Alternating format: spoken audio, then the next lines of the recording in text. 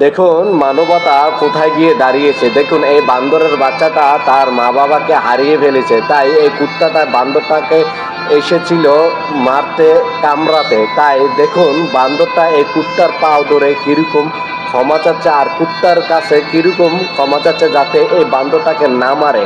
আর কুত্তাটা মানবতার খাতিলে দেখুন এই বান্দরটাকে কিছু করতেছে না।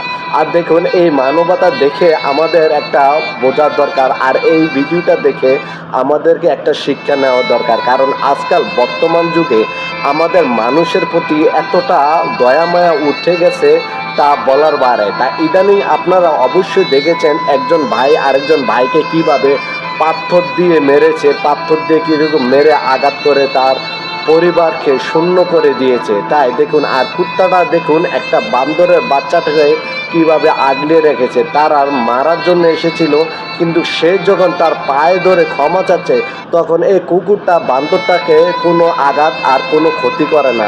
তাই এই কুকুরটার থেকে আমাদের শিক্ষা নেওয়া দরকার। কারণ আমরা যেন ভবিষ্যতে, কেন আমরা মানুষ হিসাবে দুনিয়াতে জন্মাচ্ছি, যেন আমরা মানুষ হিসাবে যাতে আমাদের আগামী দিনের ভবিষ্যৎ যাতে ভালো করতে পারে সেই পদ্ধতিতে আমরা যেন এই পদ্ধতি নেই। ভিডিওটি দেখে আমরা যেন একটা ভালো শিক্ষা নিতে পারি। তাই ভিডিওটি সবাই শেয়ার করে অন্যজনকে দেখার সুযোগ করে দিন প্রিয় বন্ধুরা।